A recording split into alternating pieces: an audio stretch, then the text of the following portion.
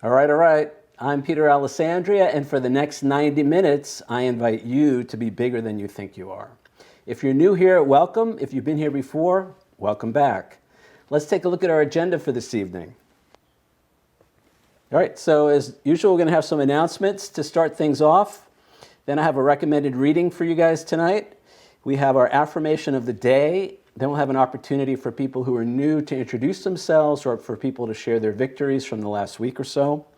We have an audiobook excerpt from my book tonight, Chapter 4. We'll have our topic discussion, take a break at 8:45, come back and talk about our exercise and do some Q&A, and we'll wrap it up at 9:30.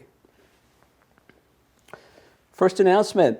Reminder, tonight's workshop is being recorded and will be available on the BeBiggerToday.com website and YouTube channel within the next 48 hours. Please feel free to stop your video or mute your microphone if you do not wish to be seen or heard during the meeting. And if you're watching after the fact, we have a whole catalog of actually all the workshops since earlier this year in July on my website at BeBiggerToday.com/videos. First announcement, as usual, we have author-signed paperbacks available. Save 20% by using the discount code BOOK20 at checkout. I will personally sign that book. It's a first edition. We're almost out of these, so if you're interested in getting a first edition before the second edition comes out, this is your opportunity to do that and save 20%.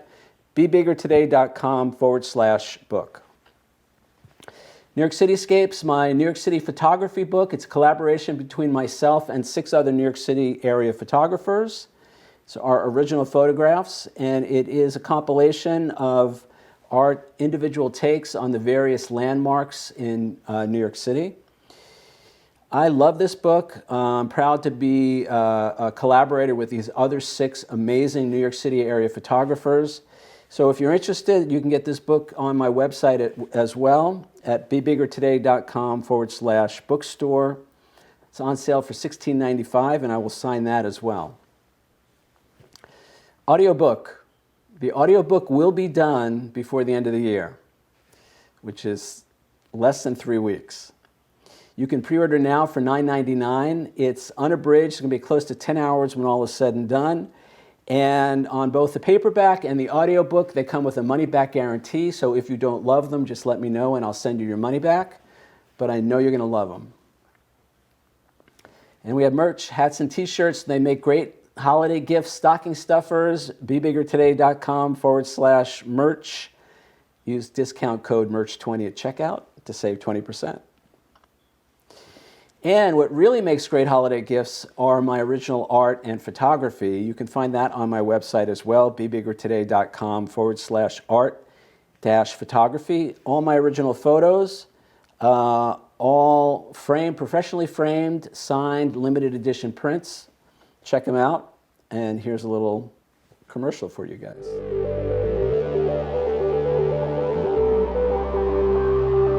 Peter's photos and abstract designs are uniquely beautiful, one-of-a-kind works of art. These gallery-wrapped canvas prints are set in a contemporary shadow box floating frame and will enhance the beauty of any home or office. Available in 4 different sizes, each piece is professionally framed and comes complete and ready to hang. Frames are available in your choice of black, white, or brown, and each is signed by the artist. Peter's original art and photography will make a great gift for a client, for yourself, or someone you love. Order yours today.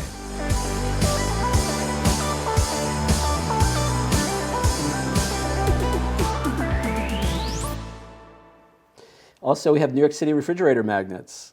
These are available on my website as well, BeBiggerToday.com/merch. And if you've been paying attention, you know that there is a story behind those refrigerator magnets. I actually wrote an article for Morning Laziness that tells the story of how those refrigerator magnets came about. There's a link on the homepage of my website, so go to BeBiggerToday.com. You'll see this photo there. Just click on that. It will take you to the article and explain the really cool story behind those refrigerator magnets. And finally, I'm available for one-on-one coaching if you're an artist, a writer, a creative person of any type, or if you're just somebody who wants to be bigger than they think they are, please get in touch. I'm available to work one-on-one with you. Or if you have a business or work for business and you'd like me to speak to your management team, your sales team, and so on how they can be bigger than they think they are, please get in touch through the website at bebiggertoday.com. All right, so tonight's recommended reading, A Return to Love. This book was published in 1992 and is written by Marianne Williamson. You may be familiar with Marianne. She's quite an accomplished author. She has probably a dozen books at this point, but I think this was one of her first books. And for me and for many people, this was an introduction to A Course in Miracles. Now, you've heard me speak a lot about A Course in Miracles. It was actually a recommended reading way back in probably July. The Course is a very powerful spiritual text. It's been very helpful for me in my life, and I know a lot of people have benefited from that. And so Marianne's book, A Return to Love, it's not necessarily a Course in Miracles book, but she does talk a lot about the Course and a lot of the more important principles. And that said, I think this book stands on its own as a great, especially if you're new in the world of spirituality or recovery, 12-step recovery, or and so on. So if you haven't read this book, it's a pretty quick read, I think. I think it's less than 200 pages. It's been a while since I looked at it.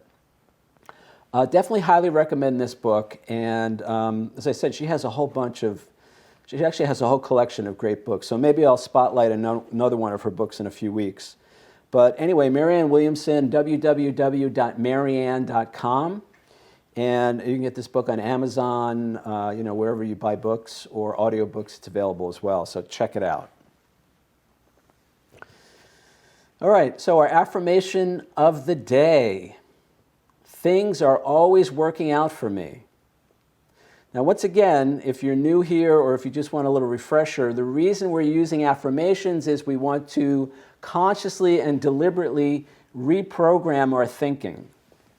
All right, we want to move from the old habitual way of thinking about ourselves and about the world and move to a more empowered, a more deliberate, a more conscious way of thinking. And as we know, our thoughts lead to our feelings lead to our words and actions, and our words and actions lead to the outcomes that we experience in life. What that means is that every thought that I think has the potential to manifest as an outcome in my life. If I think it long enough and hard enough, my feelings are going to follow, and my words and actions are going to follow my feelings, and then the way I experience the world is going to follow my words and actions. So if I'm starting with a negative thought, guess what? And if I think that thought over and over and over again, like things are not working out for me, or why is life so hard, or why aren't people nicer to me, or I never seem to have enough money. We say these things, I speak for myself, I say these things to myself over and over and over again all day. So most of us are using affirmations without knowing that we're using affirmations, and we're using them in a negative way. So what I'm suggesting here and pretty much every workshop that you guys attend is to begin to use some conscious and deliberate, intentional affirmations that will move you forward.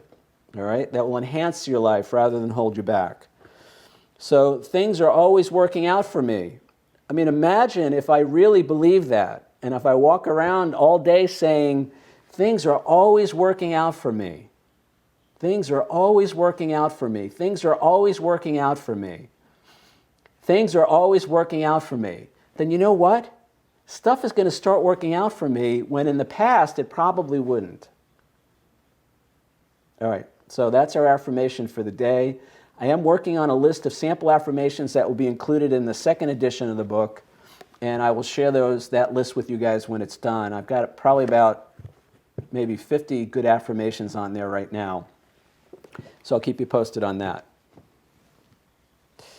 All right, so this is the time for us to either introduce ourselves if we're new, or you guys who've been here before, if you want to share a victory from the last week, anything positive that you noticed, that you're doing differently, that you're having a different experience, any kind of a victory or celebration, this is your opportunity.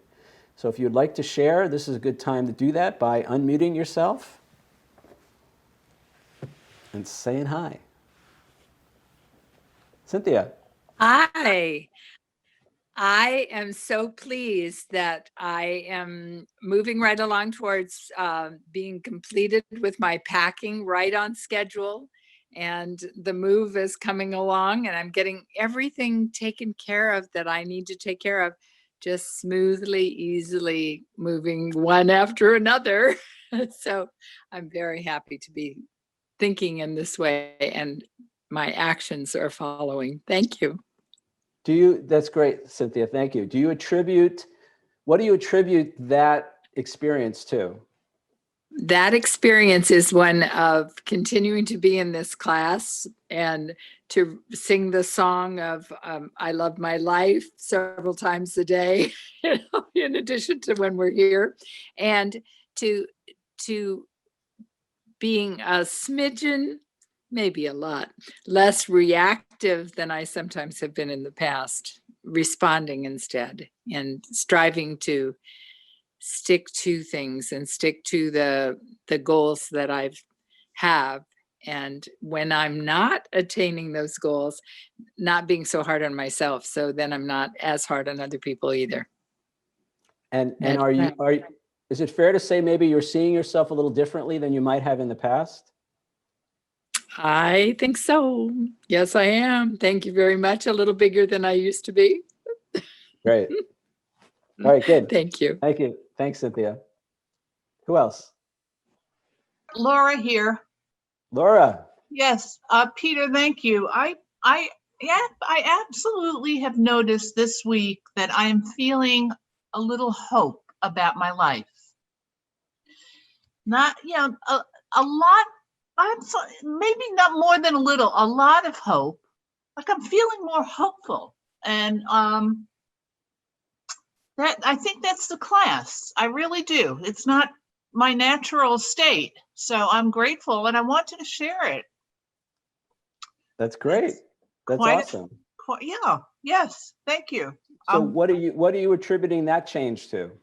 Well, I think when I have better thinking, then I feel more esteemed, more esteemable, and when I feel more esteemable, I feel I have more options. And I see how that could follow. And I am singing that song occasionally. I find it more and more, which is very, very not like, really, this is not Laura in the old Laura, or hopefully. So thank you. Thank you for your work. Okay. That's great. I'll get going to video. I love hearing that. Thank you, Laura. Good job. Who else? Anybody else? Michelle. Yeah, I don't know. It's been awkward because it's COVID, and I quarantined for about a month, and so I think the victory is not catching COVID. There you go. Yeah. So I feel like I've put the rest of my life on hold because of quarantine, and just really not doing much but sitting and watching Netflix. So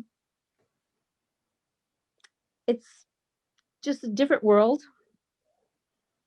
A lot of time to slow down, a lot of time to reflect. Yeah. And I noticed like when I went out over the weekend, I took pictures, and it was funny because I think just not being out, I took a picture in the morning at like 6 a.m. in our town. And I said, oh, what the heck? I'm going to just put it on our town page. And I did. And 1, 2, 3 likes. It's up to 306 likes. Wow. Good job. And you weren't trying to do anything but just go out and be creative.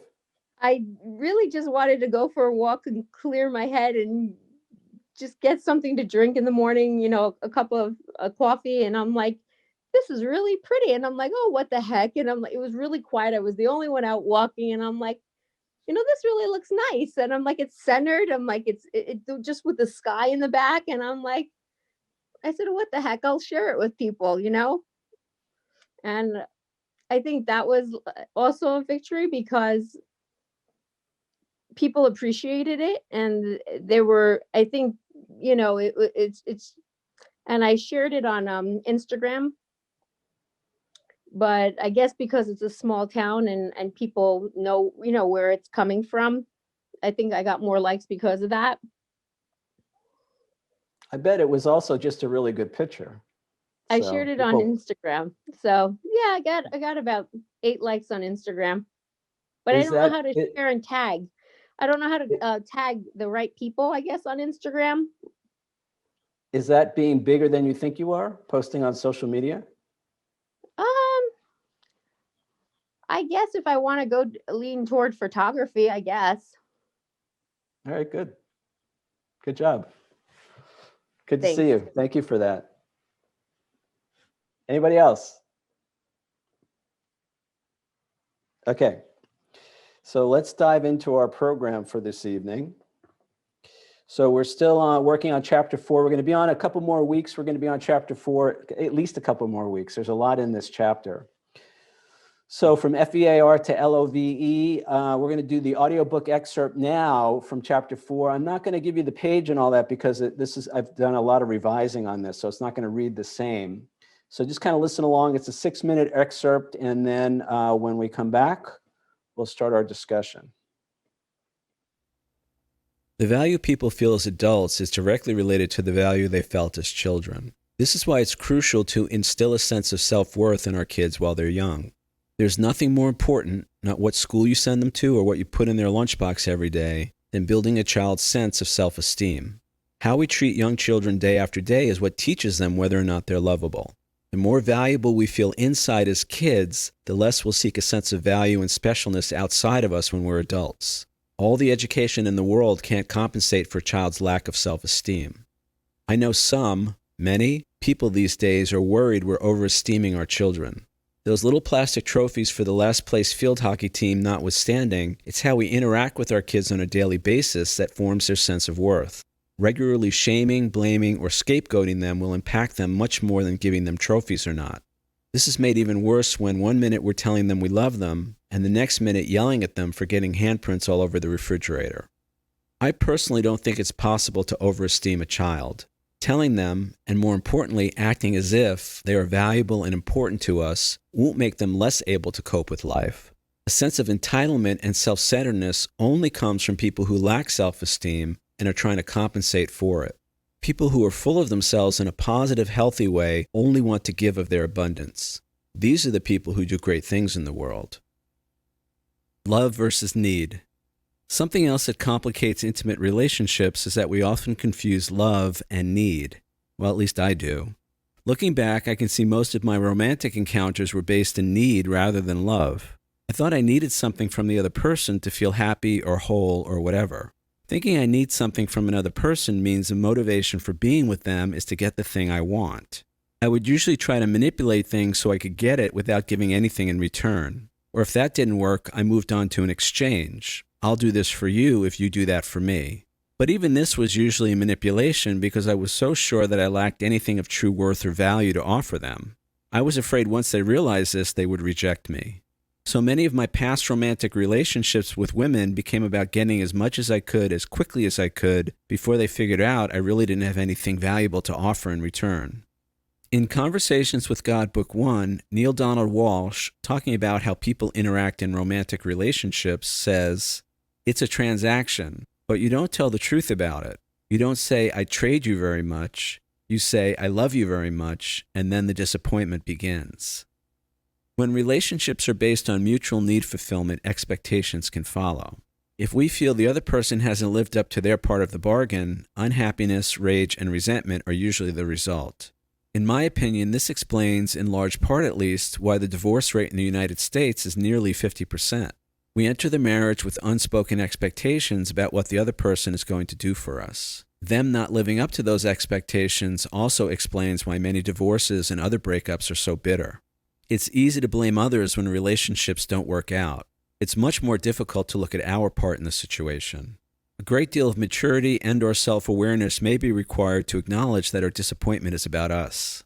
It's usually the result of our unspoken expectations and/or how we tried to manipulate the other person. The last thing I'll say about the love versus need dichotomy is that throughout most of my life, I've been plagued by the notion that I have to be needed by another person in order to be in a relationship with them. Many years ago, when I was talking to one of my sisters about this, she said, "If the other person doesn't need us, why would they be in a relationship with us?" This was a genuine inquiry on her part, and at the time I didn't have an answer. My mind was literally blank. This was because I couldn't imagine someone wanting to be with me if I wasn't satisfying a need for them. Today I realize true love means loving another for who they are, not for what we think they can do for us. Of course, it's perfectly fine for people to give to and do things for each other while in a relationship. What we want to be on the lookout for is if we have expectations and how we react when those expectations aren't met. Anger and/or resentment in the face of unmet needs is a clear sign we're confused about how to love another person. Unequal partners. For most of my life, my relationships, especially the romantic ones, were characterized by inequality between the parties. I either thought I was better than them or they were better than me. When I thought I was better, I saw myself as more important, worthy, or valuable. When I thought they were better, the opposite was true. Seeing inequality in any of my relationships is highly codependent and a sign of immaturity. If I think somebody is better than me, I will usually have an investment in being liked by them. This is because I will feel more valuable if someone I think is more valuable than me likes me. If we're in a relationship, it's also likely I'll live in fear of them leaving me. This is because if they do, my worth as a person will be diminished. I will quite literally be worth less if someone worth more than me leaves me. Obviously, this is an insane way to live, yet for me personally, I spent many years drowning in such insanity. It actually doesn't matter what kind of relationship it is, work, romance, even a friendship. When we see inequality, it destroys any chance of real intimacy. Likewise, attempting to improve our sense of worth by associating with others who we think are more worthy than us can only result in pain, unhappiness, and anxiety. This is because, as I mentioned above, our own sense of worthiness will seemingly rest in the hands of that other person. It thus has the potential to change at any moment when what we think they think of us changes. Of course, all we're really doing in these situations is giving our power away. We're making another person responsible for how we feel. But since they can't control our emotions, and thus aren't actually the cause of any of our feelings, we're just blaming them for how we, subconsciously, feel about ourselves. All right, so we're picking up again with our discussion of love. And remember, the title of this chapter is From Fear to Love. And as I've said before, to move from fear to love, we have to, at least I have to, overcome my fear of love. You know, love is a scary thing for a lot of people, whether it's romantic love or even in a family situation, close friends. You know, it's for me at least, it's scary because what happens if I lose that love? What happens if I have a relationship, a romantic relationship, and then they change their mind? You know, so there's this fear of love, this fear of being vulnerable, this fear of intimacy. So I like to go in, we're, you know, kind of dissecting, I guess, the topic of love and just saying, you know, what is love? What does it mean to love somebody? So we're going to cover a couple of different things here tonight on this topic. And let's start again with our definition of unconditional love. I mentioned this. Mentioned this a few weeks ago, I think. So when we talk about unconditional love, I mean, this is a term people use a lot, but I don't think people really understand what it means. And I think, you know, the basic definition would be there are no conditions under which we withhold our love. And this means being willing to love someone, including ourselves, when we least like who they're being, when we least like who the other person is being, when we least like who we're being. Being willing to love myself when I least like who I'm being, that's huge. Because part of my MO, part of the way I relate to myself, is with self-recrimination, is beating myself up when I'm not perfect, beating myself up when I don't do things the way I think I'm supposed to, personalizing other people's rejection of me, being afraid of criticism, being afraid of rejection.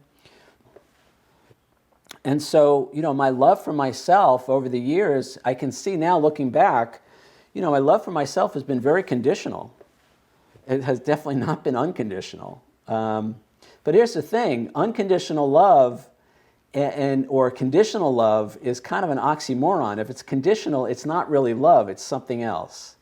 So love, true love, real love is unconditional. Now this creates all kinds of, it's not a simple or easy thing, which may be obvious. And again, looking at this definition, there are no conditions under which we withhold our love. This means being willing to love someone when we least like who they're being. So if I'm in a relationship and somebody's being an asshole, somebody's being abusive, somebody's being inappropriate, somebody's acting in an unloving manner towards me, does this mean that I just love them anyway? Does this mean that I put myself in harm's way? Does this mean that I make excuses and maybe even enable their dysfunctional behavior? I don't think so. And I think this is why people have such a hard time with this concept of unconditional love. We're not condoning inappropriate behavior in another person. We don't stop taking care of ourselves. We do what we need to do. I have a slide. Actually, let me show you this slide now because I'm going to say it anyway. Loving another doesn't mean that we stop loving ourselves. So if somebody really is acting inappropriately, if somebody really is being a jerk, if somebody is being harmful, loving ourselves means that we have to do what we need to do to take care of ourselves in that situation. But the difference is we do it with love. So now again, this is really easy for me to say. I know some of you on the meeting tonight, on the workshop, are parents. This comes up a lot with kids. And I don't have any children of my own, but I have 8 nieces and nephews. I was a child at one point, and some say I still am. And so, sometimes it's really hard to love our kids. And sometimes it's really hard for our kids to love us. And it's this idea that, how do you love somebody when you hate who they're being, when you hate what they're doing, when they're actually causing problems in the family? Or maybe it's just somebody at work. Maybe it's a coworker or a boss.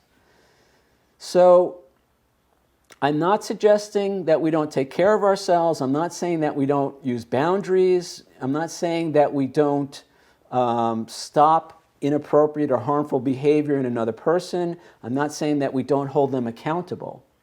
But I am saying the idea and the ideal is to do all of that with love. So holding somebody accountable from a place of love rather than anger. Holding somebody accountable from a place of compassion and understanding as opposed to judgment, criticism, condemnation. So again, I have to say I'm not the expert, especially when it comes to parenting, but I have seen it. I've seen it in action in real time, parents relating to their children. I certainly remember a lot of my childhood. And, kids don't always behave. And at a certain point, kids can become defiant. Kids can become oppositional. What do you do?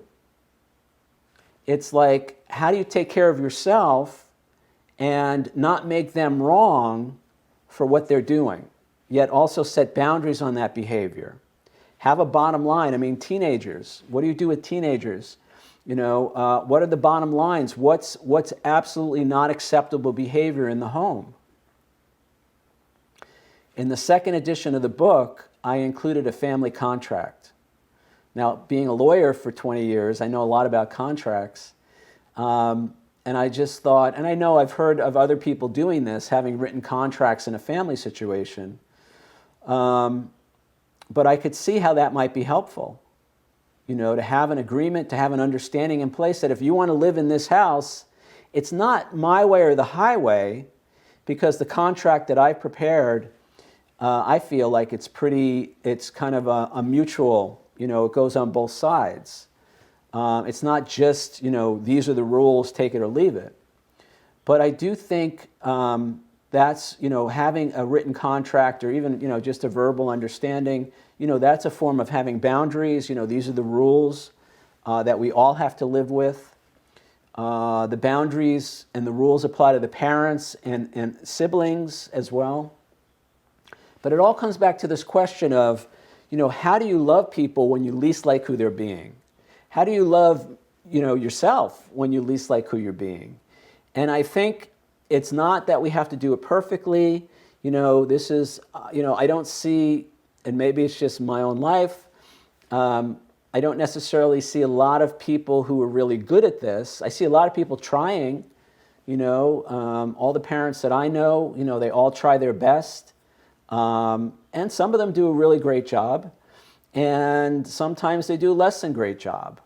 And it's so difficult, it's so challenging. So I want to plant the seed. We can talk more about this as we go. It's something that we have to figure out for ourselves, I think. I can't say this is what you do in this situation with, this particular situation with this person. But I do think it starts with me, number one, just being open to the idea that I can take care of myself. I can have healthy boundaries. I don't need to rely on anger. I don't have to make somebody else wrong. I don't have to judge somebody. I don't have to criticize them. I don't have to shame them for who they're being, when I don't like who they're being.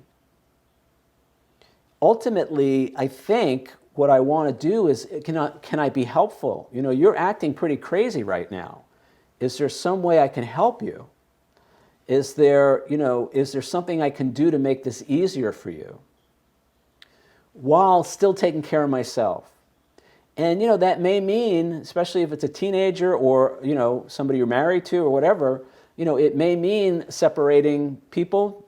Somebody has to go live someplace else for a while. It may mean certain recovery programs. They have to attend a recovery program. They have to go to therapy. They have to take some responsibility for their part in the situation too.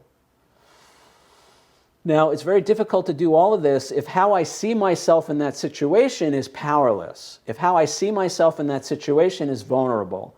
If how I see myself in that situation, who I think I am, is that I can't handle it. If I go in with that frame of mind, if that's how I see myself, it's going to be very difficult for me to do something other than reacting with anger or reacting with, like I said, criticism or shaming somebody or attacking somebody, or maybe just being resentful and being passive aggressive. There's a lot of ways this idea of myself as powerless comes out in relationships. And I can become very passive-aggressive, and so on. So I want to emphasize again, loving another person doesn't mean we stop loving ourselves.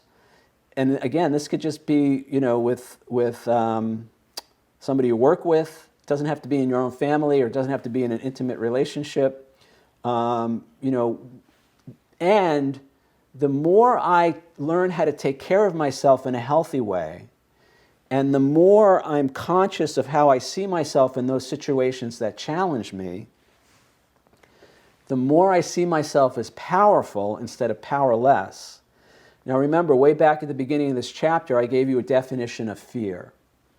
And for me, one of the definitions of fear that I relate to, that I actually came up with, I never heard this before, is fear is an emotional response to a perception of myself as powerless and or unlovable in a given situation.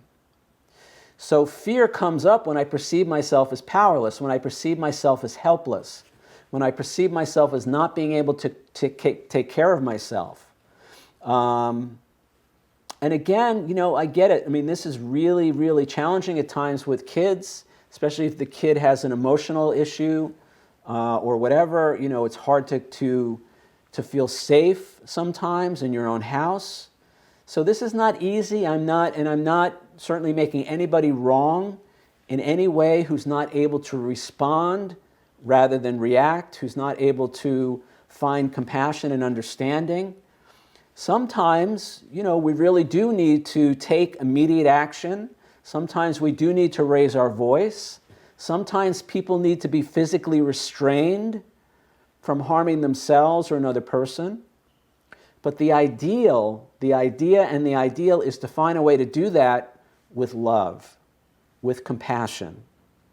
Actually restraining somebody without the intention to hurt them, but the intention to protect yourself, other family members, but also protect them in a way from themselves.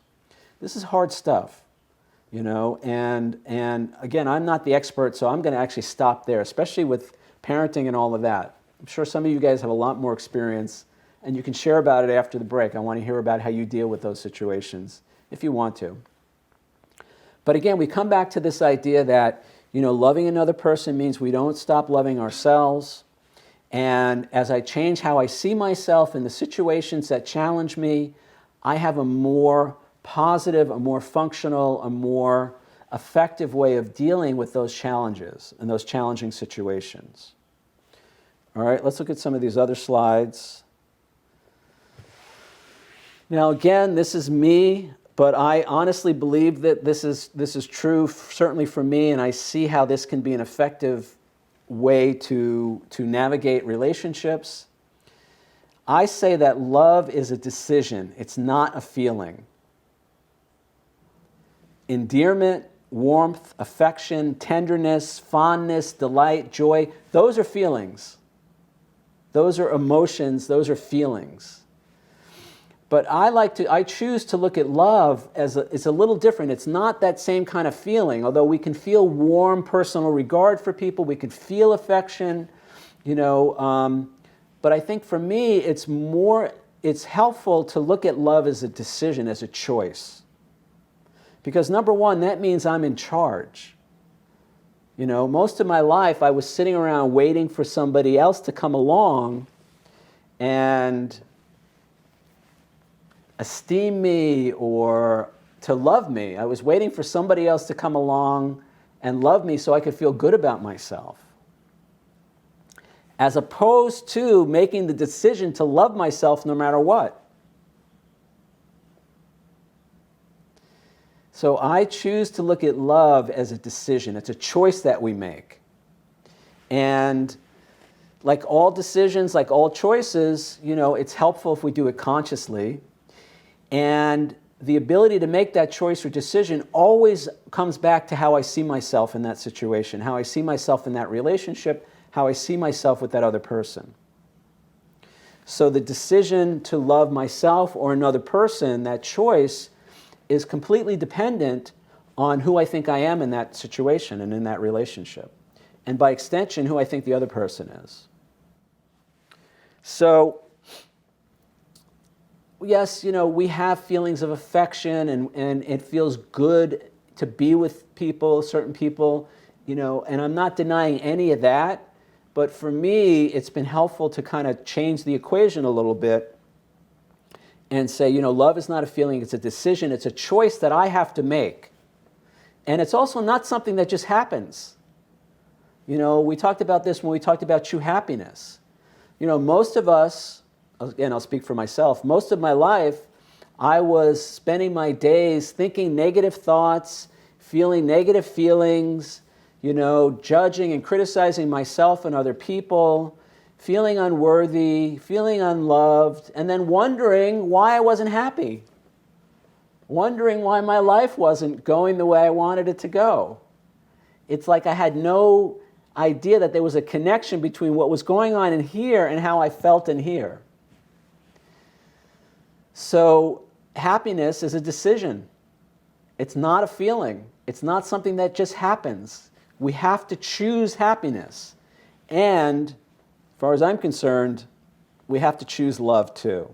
We have to make a conscious and deliberate choice regarding love. All right, now let's go look at this last slide. This was actually the assignment tonight, talking about the difference between love and need. And we'll talk more about it after the break. But the definition of love that I'm using here is a great caring or interest in something or someone. And whereas need is a thing that is necessary, wanted, or required. Now, if I get into a relationship with somebody because I think I need them to be happy, to feel complete, to feel whole, to feel lovable, to feel valuable, to feel worthy, if I think I need somebody else to feel that way, then I'm getting into that relationship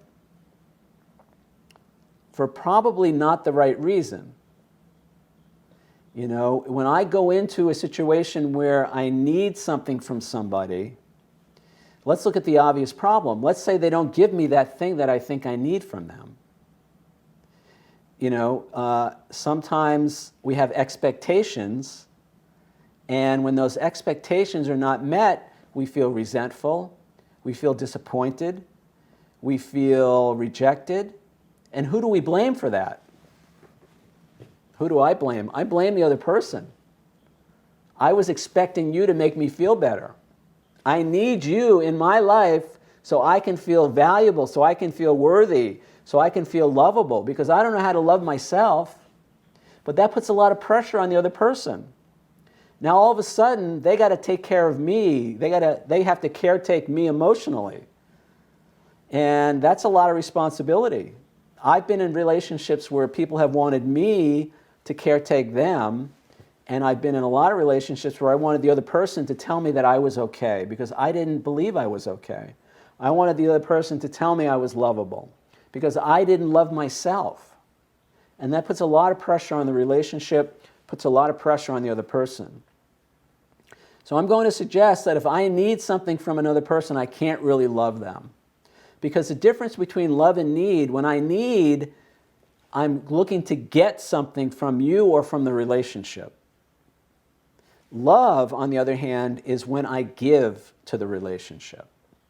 A couple of weeks ago, I had a slide, and I said love is forgiving, not forgetting. True love is when we give. Really giving without expectation of anything in return.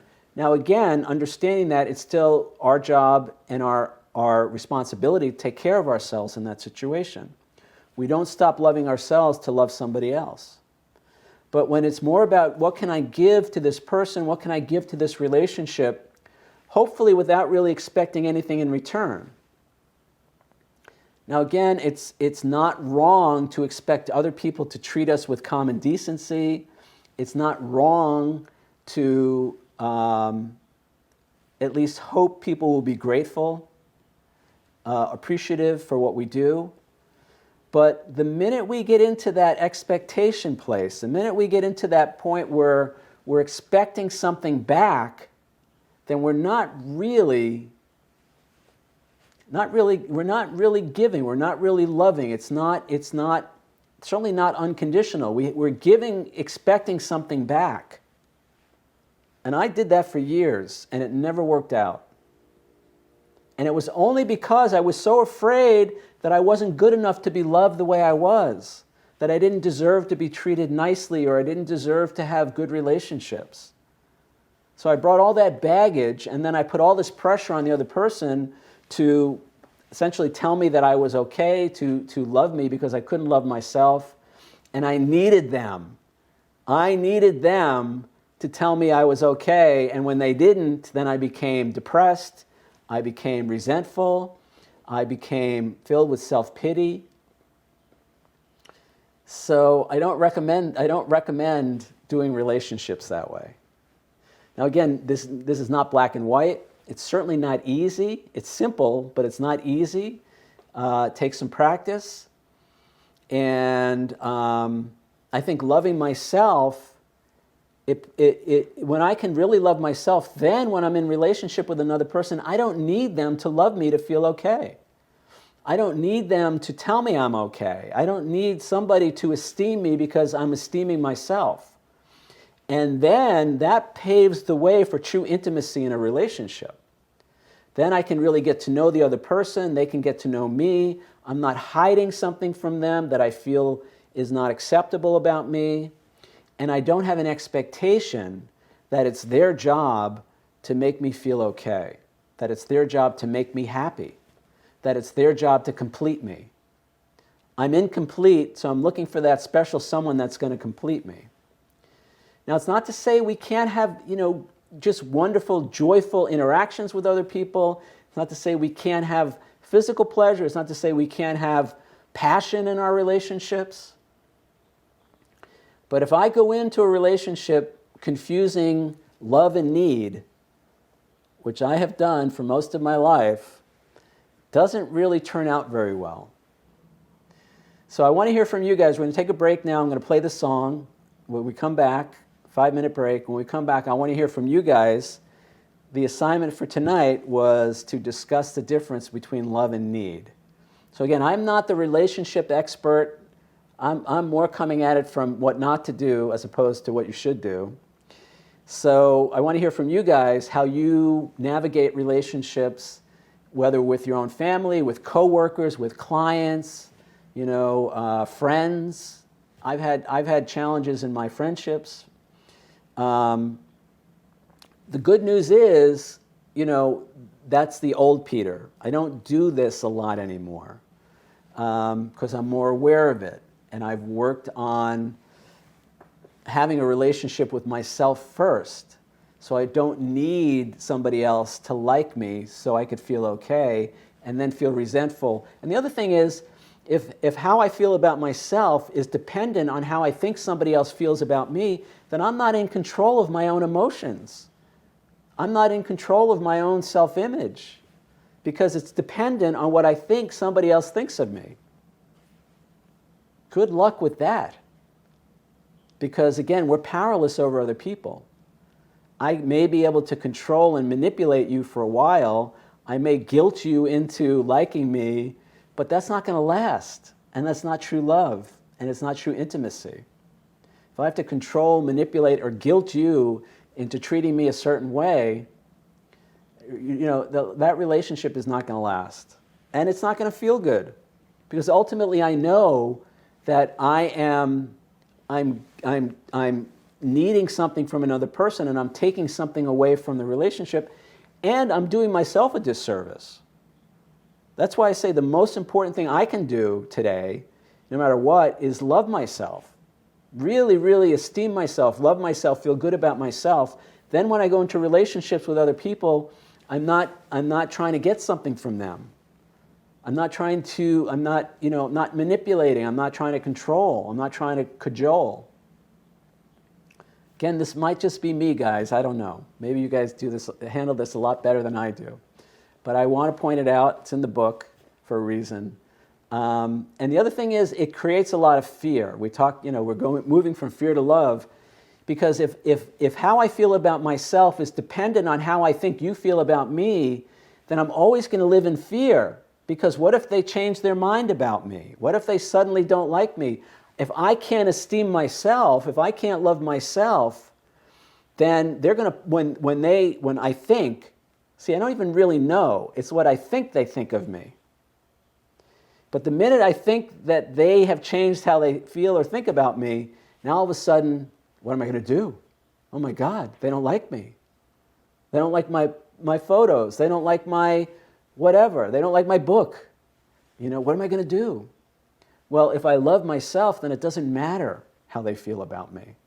This is what I was talking about a couple of weeks ago, and I've mentioned this before. I've gotten to the point with my photography where I don't care. I want people to like my photography, and I love when people love my photography and my art, but I don't need them to love my art for me to feel good about myself. I don't need them to love my whatever, my book, for me to feel good about myself. See, that's the difference between love and need. All right, so we're going to stop there. We're going to take our break. We'll come back in 5 minutes and put the song on. And you guys can sing along. Just mute your microphone.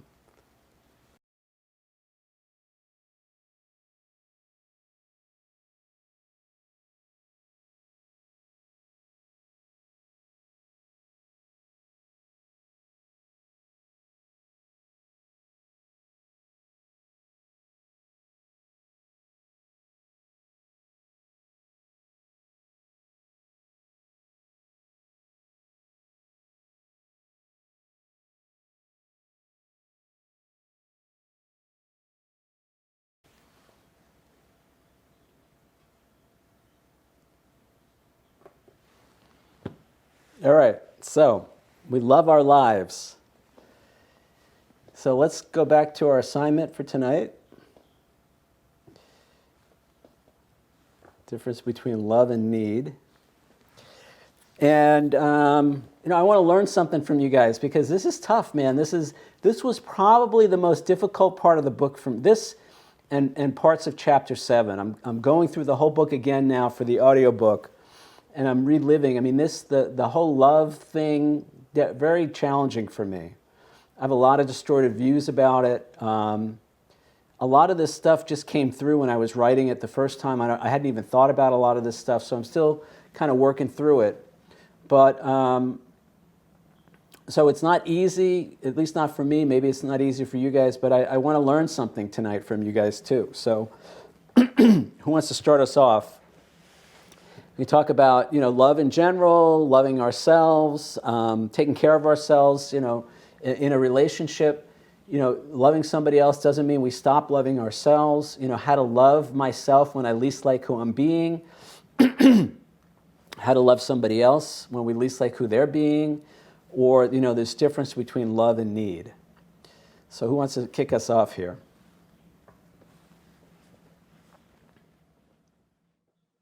And if it's a challenge, go ahead, Cynthia. If it's a challenge, if it's a struggle, that's okay.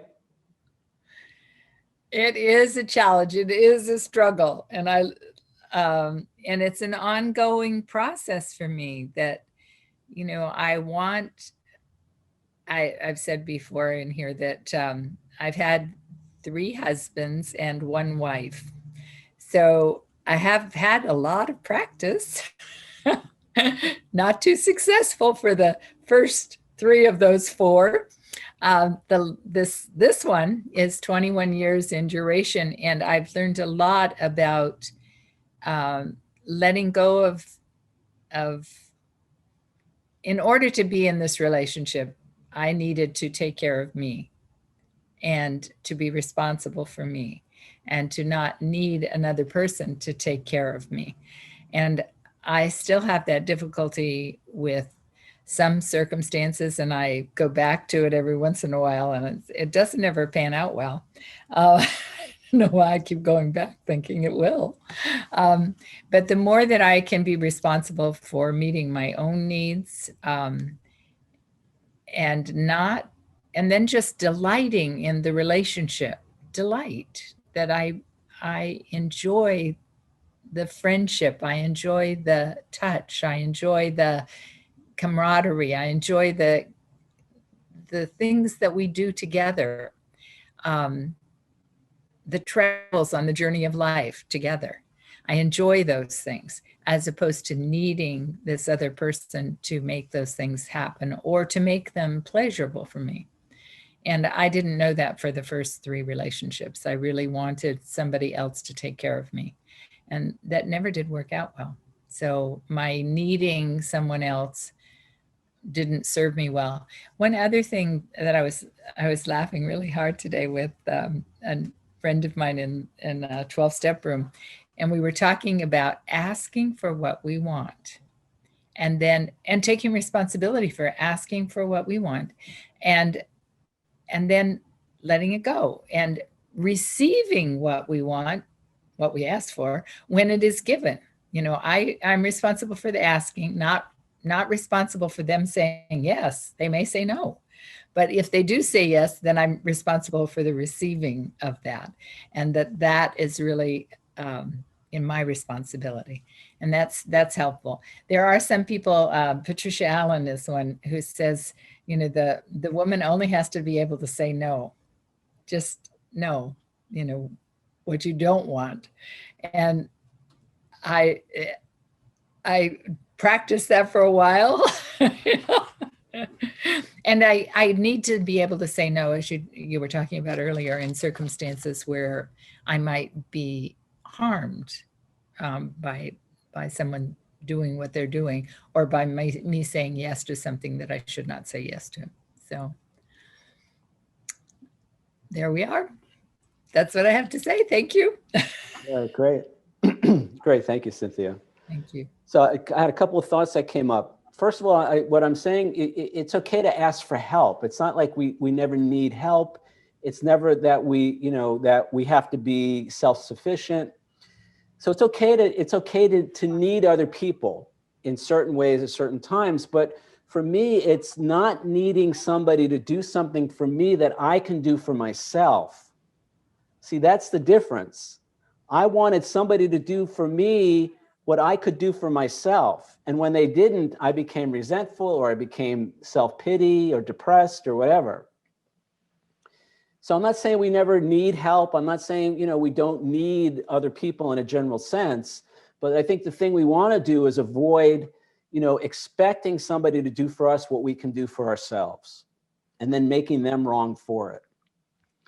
And then the second thing is, I love what Cynthia just said, which is, it's okay to ask for help. It's okay to ask for what we want in a relationship. The problem is they may not want to give us what we want from them. And so we have to be prepared to receive a no. But as I say in the book, actually, I don't know if it's in this chapter, I think in chapter 5, I actually love it now when people say no to me in relationships. Now, I know that sounds crazy, but what it means is, number one, I know they're being honest. Because what I did for most of my life was I said yes when I really wanted to say no, and then I blamed them for that. Or I expected them to read my mind and know that I didn't really want to do what I said I was going to do. And that's just a mess. I just lost my train of thought. So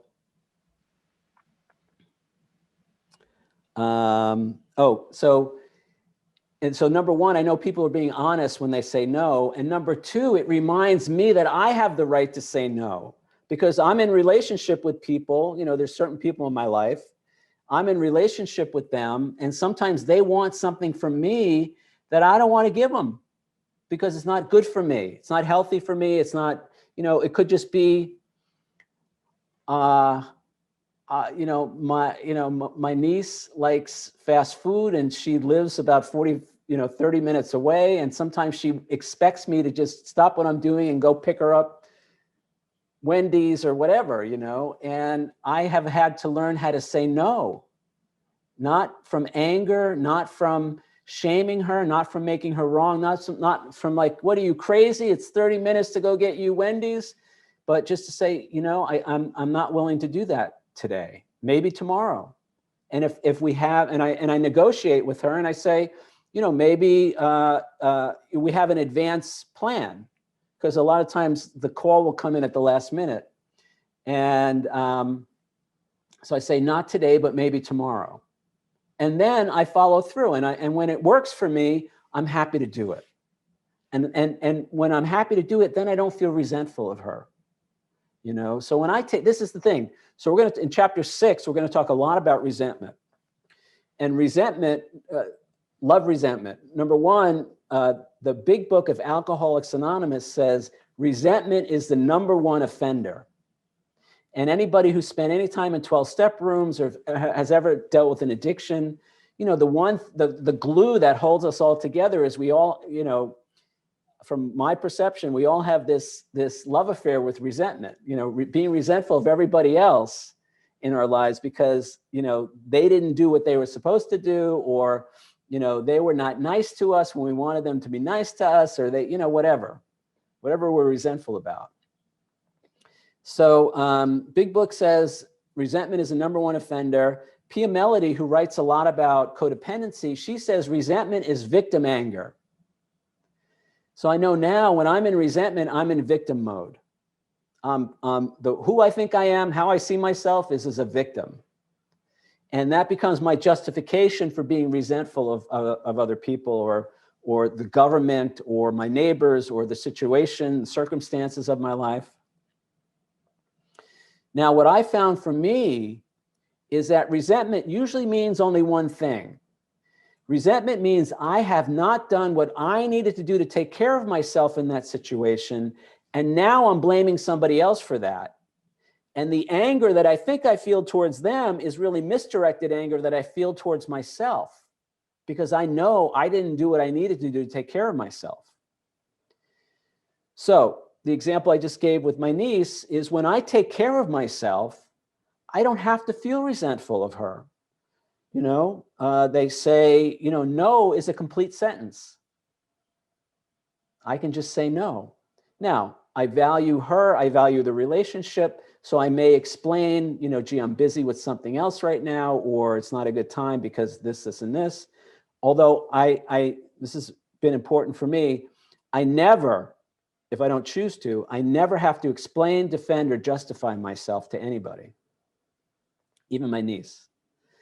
But when I take care of myself, then I don't feel resentful later. It's like the magic formula. And if I do feel resentful, then I know that I didn't take care of myself in that situation by setting a healthy boundary or whatever I needed to do. So, so it's okay to ask for help. It's okay to need other people to help us or to whatever. But what we don't want is for them, expecting them to do for us what we can do for ourselves. And then, you know, it's this idea that we can negotiate, you know, we can take care of ourselves, and then that paves the way for a smoother relationship. It paves the way for a lack of resentment. It paves the way for, you know, the opposite of resentment is appreciation. So instead, I can appreciate the other person. I can appreciate myself when I take care of myself, as opposed to resenting them and resenting me. All right, who else? Let's hear somebody tell us about love and need, or unconditional love, conditional love. Barbara, did you want to say something? Are you waiting for me? No, I've been listening. I've also been watching the TV, but listening. It's very good. Do you want to chime It in? always, it's very helpful to hear you, to hear other people, you know, to take that with you on a daily basis.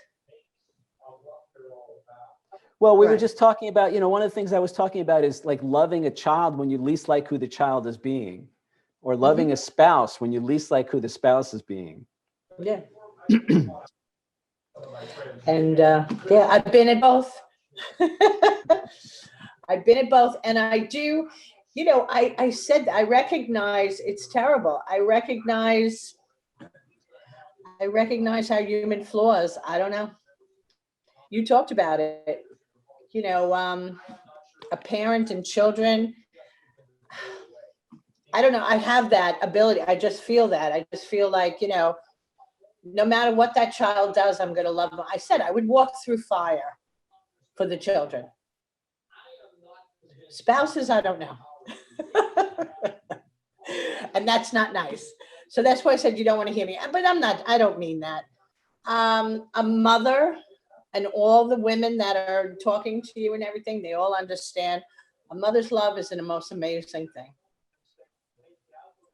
And it's nice to reinforce it when you talk love, fear, and all that, but mostly when you talk about love, and the unconditional love. To me, that's a mother's love. You know, whether or not it's shown or the mother is talking about, it's there. No, not everybody, I guess, and you feel sorry for people. There are people that maybe just, they have it inside them, they just don't even know it, that they have that unconditional love. I think it's almost, I don't know. I don't want to say universal. What do we want to call it? Spiritual? something you can't deny. So, and it's very good for, I mean, it's good for me. And I don't know, all these people that raise their children and go through everything, hopefully they do have, like you say, some kind of support, something that reminds them that it's a tough job, and all that kind of stuff. But love is the most important thing. I say in the book, I say this, again, I'm not a parent, but I see it with my siblings and their kids. And I have a new appreciation now for the challenge of being a parent. And I say in the book like 5 times, parenting is hands down the toughest job on the planet. I mean, I can't think of anything, rocket scientist, nuclear scientist, president of the United States. I don't think any of that can be as hard as being a parent. So any of And you I guys, agree with you. It's just like saying it's hard. Yeah. Or you don't want to use the word hard. Being a parent is being a parent. It's such a connection that really can't be broken. all right. Is it okay? I'm stepping into territory here. You don't have to answer if you don't want to. I know. Is it okay to dislike your own children? Yes. You still love them. So you don't have to like somebody to love them. Right. Yeah. You can dislike them. They could be, what if they decided to be such awful people? You have to, you cannot, you still will love them. And this is, like you said, I don't want to use that word hard. I want to use that word as, you are the parent of that child, or that person is the offspring. So you can love them, but certainly, like you said, you don't have to, no, you have to take care of yourself. But I think a person who is reasonable will understand that they still have to love that child. All right. Okay, Peter, I did miss quite a bit of this tonight because I've gotten calls from children and other things. And I can relate actually to what Barbara was saying, because I love my children. I will love them till I'm not here or they're not here. I don't always like what they do. Not at all. And then, I have to set boundaries and whatever. But it's just like when I end my messages to them, I always say, no matter what, NMW. And I use that a lot because it has to do with my food program, but it also has to do with so many layers of my life. And I'll say, no matter what, love me. A lot of times that's what I'll write. Or I just put NMW because they know what I mean, because no matter what, I will love them. And believe me, there have been things that, I have one child that I in early 20s, she's now 36 and has a baby and married or whatever. I didn't know if she would be raped or killed. I really didn't know. I truly didn't know. And I had to set boundaries. I had people come to me and say, do you know that about her, And I'd say, yeah. And what would you like me to do about it? At that age, as a parent, I don't have control. That's a young person, a young being, an adult. That's an adult to me. And I might not have liked the behavior, but I still loved her no matter what. I still loved her, and I have the same relationship with my son. It's no different. So there's lots of things my kids do that I really don't like, but because they go against my values. But who am I to say my values are, they're not what theirs are. And so, but I will always love them. And honestly, until you're my parents would say this to me, until you're a parent, you won't, you'll never understand. And you know what? They were really right. I don't know how else to say it, but I don't have to like what they do, so I don't know. I don't want to keep going it over, but Well, let me ask you this, Judy. What came up for me, I've thought of this actually in certain relationships that I have. Sometimes the most loving thing I can do in a person is to allow them to experience the consequences of their own choices and actions. absolutely. I agree with that. And that's what I'm talking about.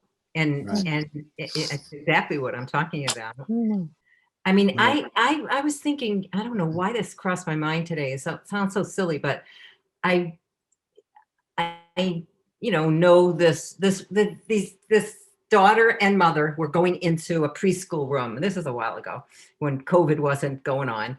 And they were going, it must have been at like I'm talking preschool, like 3 or 4 year old or something. And they must have been putting on a play. The kids were putting on a play or something. And the mother's going on and on about, well, I told you were going to be late. And I was like, I mean, I was way bystander and had nothing to do with this. I think I was looking at books or something. And I thought, if I was that daughter, I'd want to punch that mother out.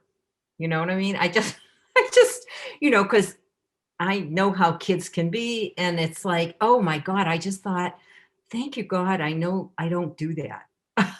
That's all I could say, because I don't believe I would do that. It's like, keep your mouth shut. I can't tell you how many times I have a bloody tongue because, it's what you said too. It's like people have to learn through their own experiences and figure it out. But I just want to say, when you were talking about parenting being so difficult, it doesn't come with a manual. And also, my genes are different than my kids' genes, even though, I mean, there's certain similarities, and my husband's different. And you put all that together, no matter what family you're in, that's what you've got. You've got this hodgepodge of human beings. And I can only hope that, that I gave them my kids enough to be able to let them go and fly free and figure it out on their own. And I figured, I certainly did not do this perfectly, believe me, but I have relationships with my adult children, 33 and 36, where they call me. That's why I was on the phone. My daughter called me with a problem, and it wasn't, like, I don't mean an enabling type of thing, but I mean a problem, and wanted my opinion on it because I have some experience with it. I mean, wow, isn't that miraculous? Sometimes, let me tell you, I wish they wouldn't talk to me about their problems, okay? But then I have to turn it around and say, well, that's a blessing that they trust me enough to share that with me. And I oftentimes say, do you want an answer, or are you just trying to talk this through? Or sometimes I'll just say, I'm sure you'll figure it out.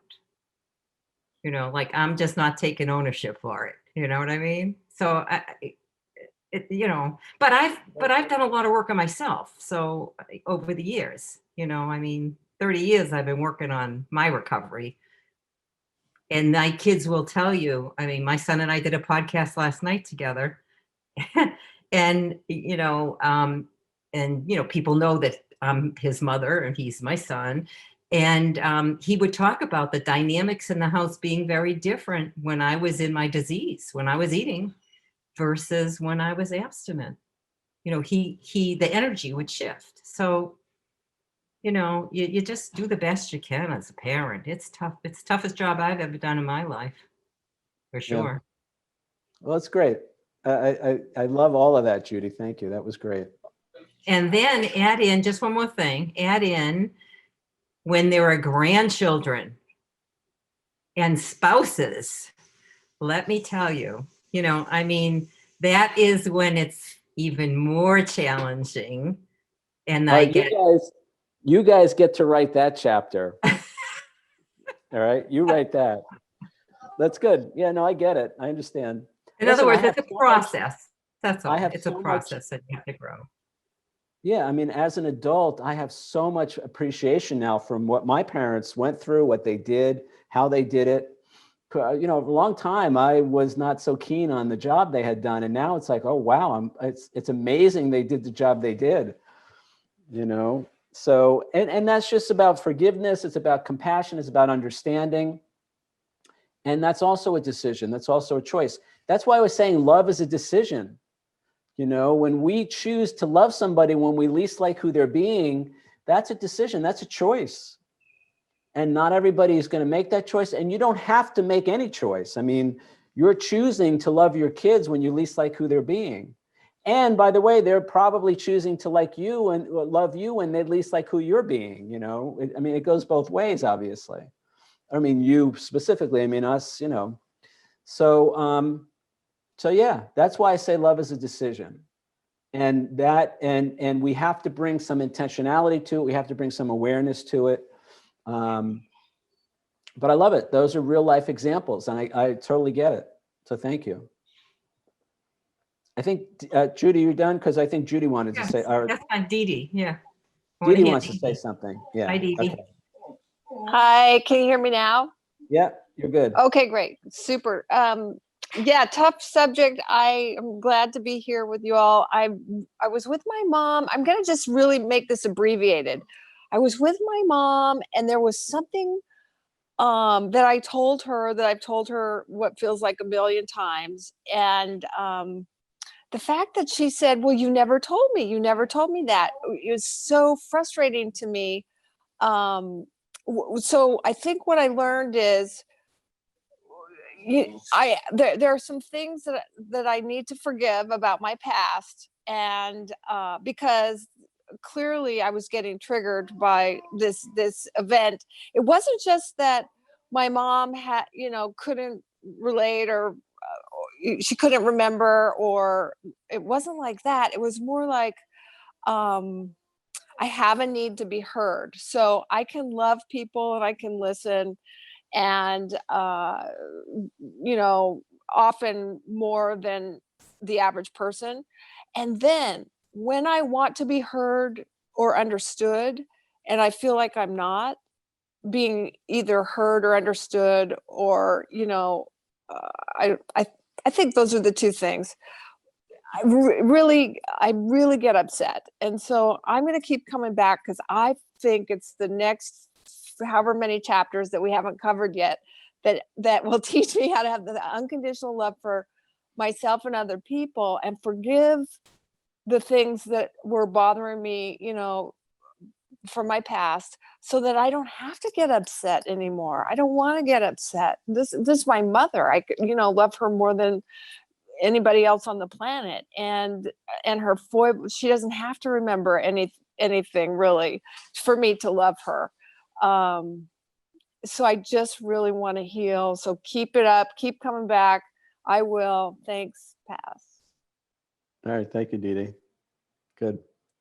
Yeah, I've noticed that sometimes the most loving thing that we can do for another person is just listen. Just be present, just listen. Not offer our great advice, not offer because what happens is then the other person feels validated. And that's one of the wounds that I suffered as a child, was not feeling validated. Again, not by a bad parent, not by an unloving parent. She didn't know how to validate my feelings, and all I knew, I was this little kid, I just felt angry. I was just resentful. I was just angry. And so I found, for me at least, especially like in 12-step recovery, sometimes it's not trying to fix or solve somebody else's problems that's the most helpful. It's just listening, just being present, letting them kind of work it out. I do talk about later in this chapter not having an agenda for somebody that we're helping or being of service to. I don't even like to use the word help. It's more like being of service to other people. And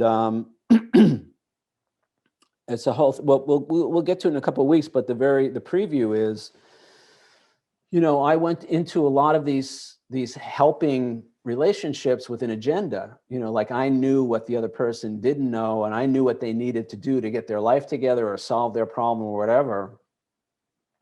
And that's arrogant. That's condescending. That's not loving. I listen, for most of my life, I fixed other people so I could feel better. Wasn't really interested in helping. It looked like I was trying to help them, but it was about me, because if I could solve their problems and relieve their pain, then I felt valuable, I felt worthy, I felt important, but most of all, I felt powerful. So it was like I was finding broken people, trying to fix them, not so they could feel better, but so I could feel better. So now, other than this class, or when somebody calls me directly, I bite my tongue too, unless people ask. If people ask, I have a lot to say, but if I don't give unsolicited advice anymore, ever. And I recognize that sometimes when somebody talks, they'll get their own answer. Somebody sharing or whatever, the answer will come to them through their intuition, their higher power, whatever it is. And again, I just want to affirm what Dee Dee had to say. For me, it was very not feeling understood, not feeling heard. It was very invalidating for me. And I had a lot of anger about that. I always felt like my feelings were not important. The only persons whose feelings were important was that parent, and my feelings were not important. And I was so angry about that. And then I was also blamed for how that person was feeling, which is why we spent so much time in chapter 2 and 3 talking about nobody makes us feel anything. I'm responsible for how I feel. So when somebody else, and I see this again in my own family, I see this with other families, kids, when children are blamed, they intuitively know that it's not their fault that somebody feels the way they feel. Now, kids misbehave, children are a pain in the ass sometimes. Children are dangerous sometimes in their behavior, so I'm not saying children never misbehave, but it's still not the child's fault that the adult feels the way they feel. And, that's true in all my relationships. It's nobody else's fault that I feel the way I feel. I may not like what they're doing, and I may take action to curtail that behavior. I may set boundaries. There's things I can do to take care of myself, but my feelings are still about me. They're not about another person. So I see that, as that was a big part of the wounding that I suffered as a child, was being blamed for how somebody else was feeling, because I didn't actually, at first I didn't know. I thought, wow, it really must be my fault. So-and-so is upset and they're telling me it's my fault, either by words or actions. And it's very detrimental to a child's self-esteem to be told that it's their fault when somebody else feels bad, at least in my opinion, in my experience. And that set up codependency in my life. That set up this wound where I always felt responsible. If somebody was unhappy, I always thought it was my fault. People I didn't even know, it was this crazy insanity, because I was conditioned to believe that it was my fault somebody else was upset. So, and again, it's not to say I didn't misbehave. It's not to say I wasn't a pain in the neck, so that's been a big part of forgiving that for me, beginning to have compassion and forgiveness for that, because that created a lot of problems for me, and a lot of dysfunction, codependency, and other stuff. So, all right, we're over time. Anybody want to say anything else? Dee Dee, thank you. Judy, thank you. Barbara, thank you. Anybody else? All right, so play the song one more time, and then we'll do our final goodbyes.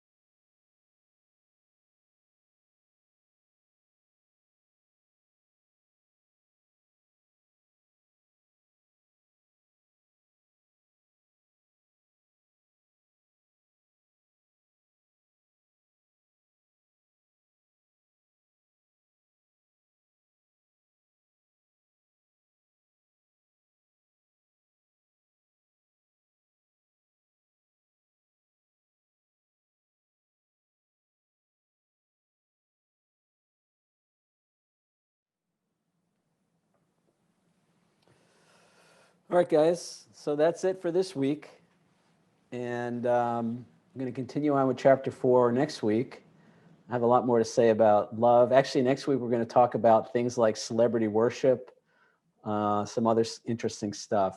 So anybody want to say anything before we wrap it up tonight? Glad to be here. Thanks. I love going from fear to love. That's my dogs. All right. Good night, Peter. Thanks a lot. Good night, Bob. Okay. Anybody else? Lynn? Good night. Thank you. You're welcome. Thank you. Good to see you. Good to see you. Thank you very much. Anybody else? All right. So we'll see you guys next week. Tell all your friends. And I want to hear victories, celebrations next week. And that's it. Be bigger than you think you are today and every day. Good night, guys. Good night.